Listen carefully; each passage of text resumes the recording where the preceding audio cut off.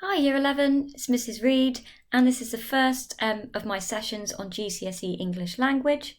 I'm hoping to put together a couple of videos each week from now on, and we're starting out with Understanding Language Paper 1 and Paper 2, looking at the similarities and differences between them, thinking about what skills are involved, what things you can revise, and providing some opportunities for practice too.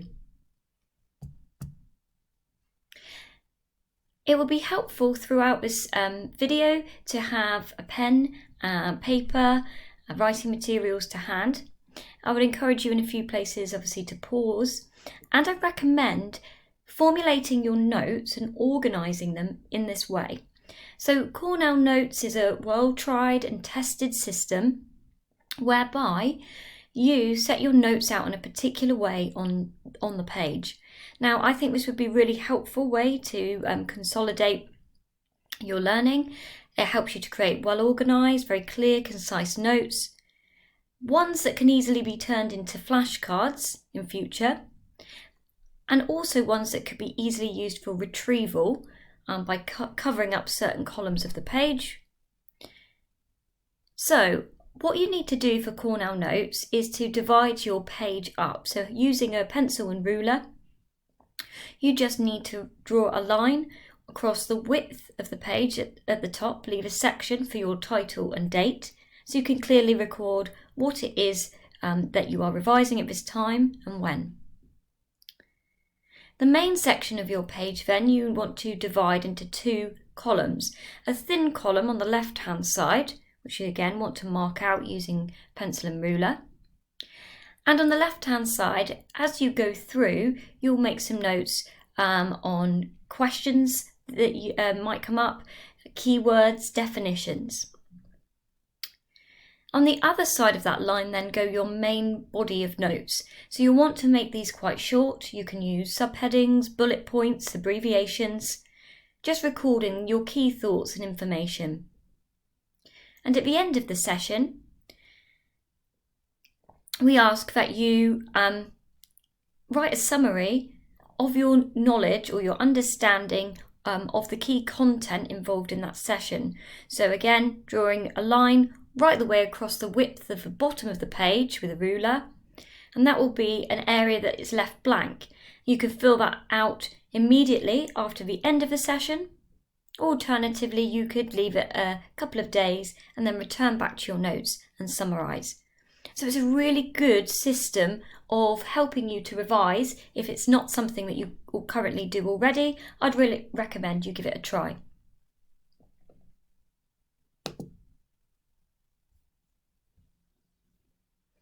Okay, so looking at Language Paper 1 and Paper 2, it's useful just to recap those big key terms.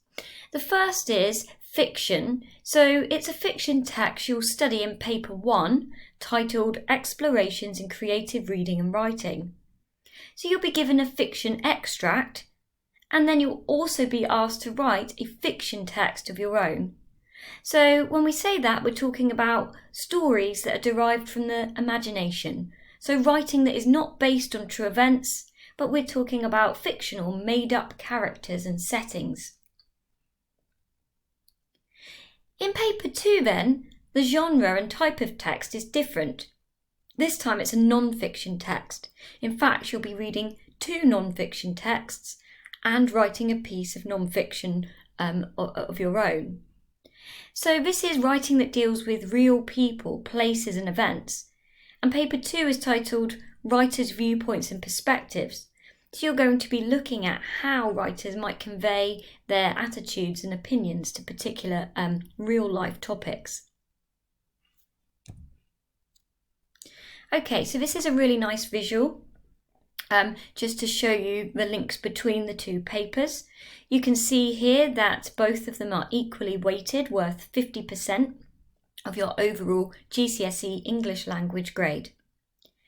Both papers are also broken down into Section A and Section B, with Section A being 4 reading questions and Section B being 1 extended writing question in both papers. And you can also see that the length of the exam is identical, that both Paper 1 and Paper 2 last for 1 hour and 45 minutes.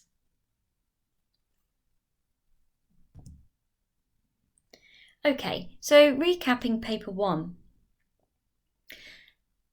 The insert that comes with your exam paper will be one fiction text, normally an extract from a novel, that you'll be asked to spend time reading before answering 4 reading questions around the extract. You will also have a writing question, that's descriptive or narrative writing, that will in some way have a thematic sort of link to the extract that you have read. In the exam, you will have about an hour to look at section A, and that includes your reading time. At the top of the screen here, you can see source A, and you can see there's information in a little box. You will always be provided this in the exam, and it's really important that you do read it and pay attention.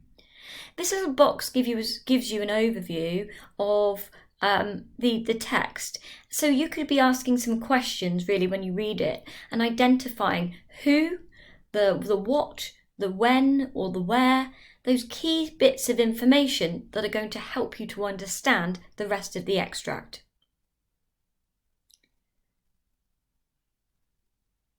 You have 15 minutes to read your source.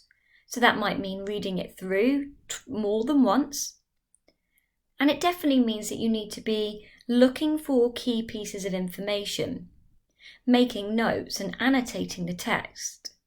And things that we've practiced in class, we've talked about being able to summarise exactly what happens, identifying the characters and what we learn about them, being able to develop inferences, being able to identify the mood and atmosphere that's established and whether or not that changes from beginning to middle to end, as well as thinking about the big ideas in the text, what the big themes might be. So there's lots of things involved in the reading stages, and we'll be doing practice of this throughout the coming sessions. So how does that compare then to paper 2? Well, in paper 2, we've got slightly more challenge in the sense that we have an insert which involves 2 texts to read. So that's 2 non-fiction texts. And those 2 texts will be linked in some way via their topic.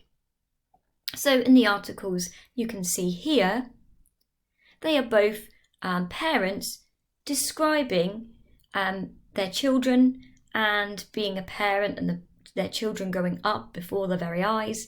So even though one is a modern article, so 2016 text, and one is written in a Victorian newspaper, we can see that there will be some clear links between them in terms of their topic and theme. In paper 2, you also have an hour on the reading questions. So you've got there's higher expectation on you to be reading at speed.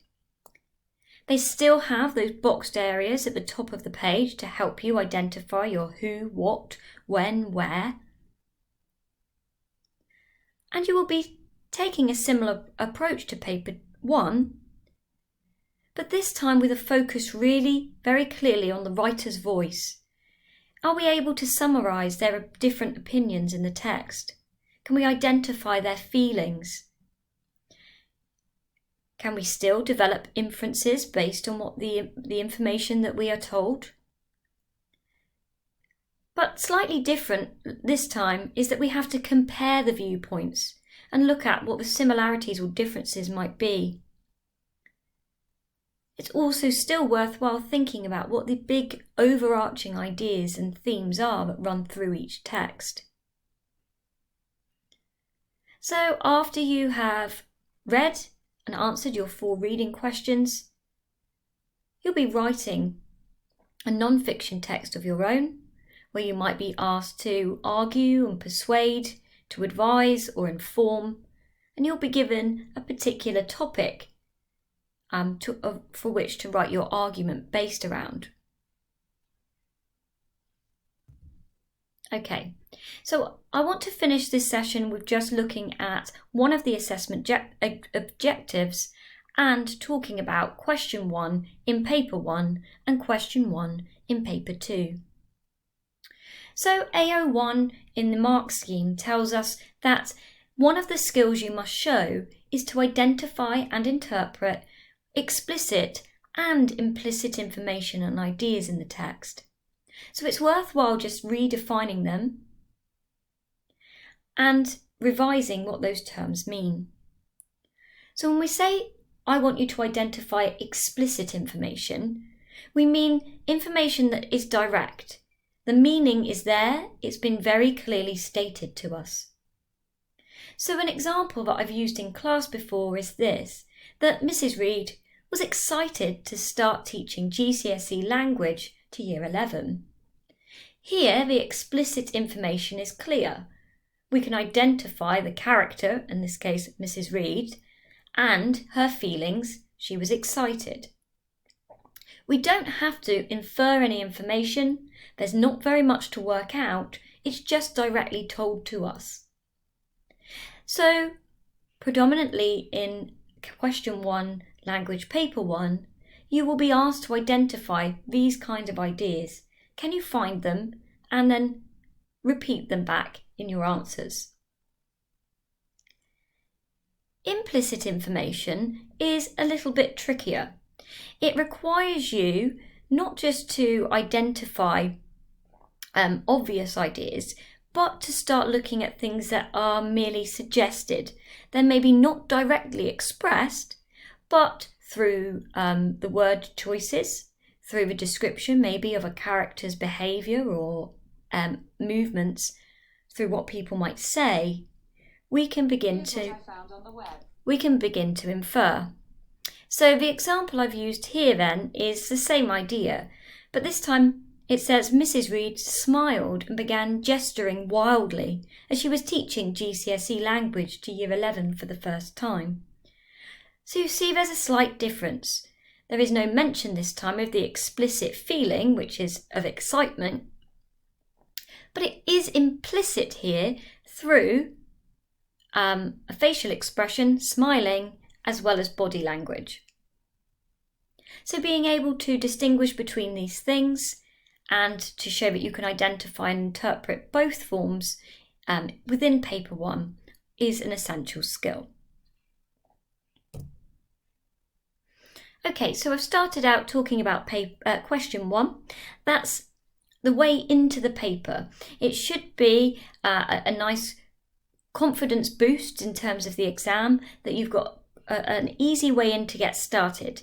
So question 1 is worth 4 marks on each paper, so it's a very low tariff question, but they should be 4 marks that we should feel confident in gaining.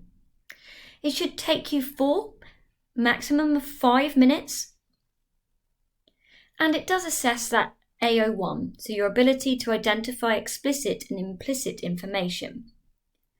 So to use some words really from the exam board themselves, they say, as a student, what do I need to be able to do?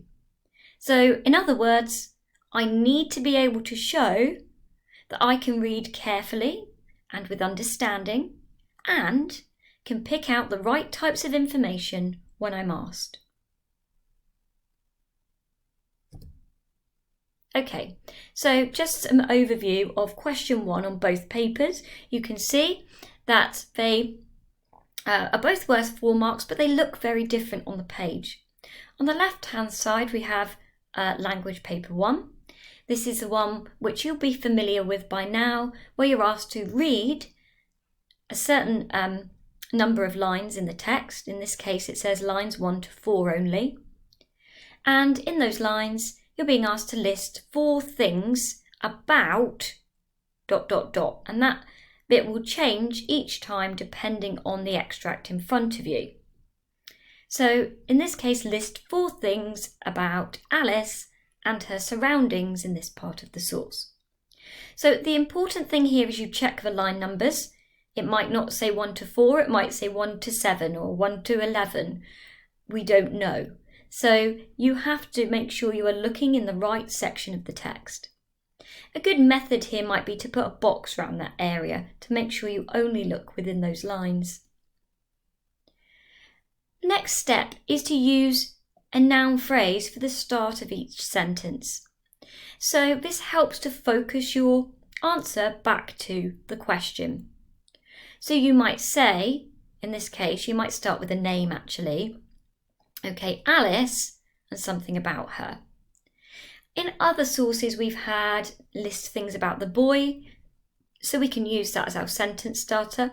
Okay, the boy, the boy, the boy, the boy, 4 times through gives us our sentence stem before we write. You want to use the wording of the text.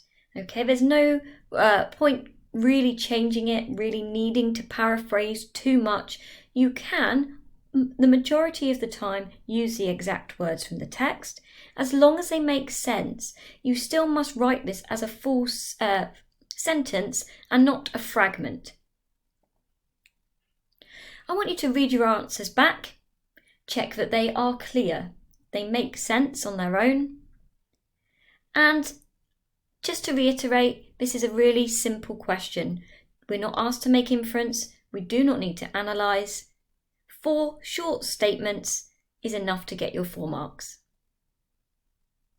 Okay, looking over to paper 2, that's on the right hand side.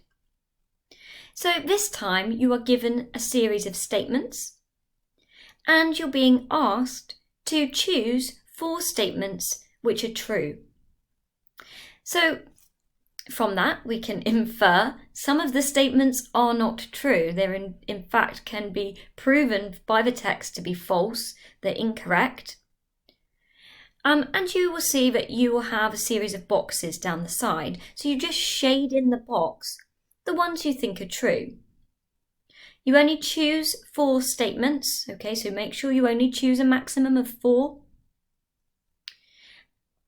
And the top tips again. So check the line numbers. In this example, we can see you're looking at source A from lines 1 to 17. So make sure you're clear. It's going to ask you to pick out information in source A, box around the lines if you really need to help you focus. My advice is to read all of the statements. Don't just go through, just scan through looking for the right one. Read them all carefully. Check your answers against the text. Go back and forth, okay, asking, is this true? So it might be that you use a process of elimination. Okay, I know this is false and no, this is false, and whittle them down one by one. I would say that the paper 2, question 1, is slightly more challenging than paper 1, just because some of the information is implicit. So it might require you to go back and recheck a particular word or phrase in order to establish that the statement is true. Okay, so here I have some practice for you. Just one practice question 1 of paper 1 and one practice of question 2, just as we will have done in class. So have a read of the article or the first paragraph of it. Pause if you need to. And list 4 things about the stranger and his journey.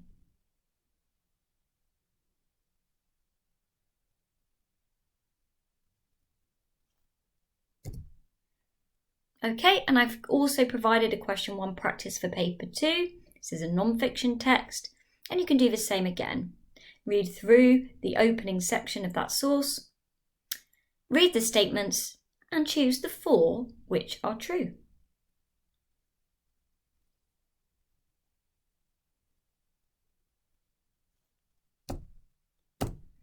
Okay, so a bit of self-marking to do here. You can check your answers against these.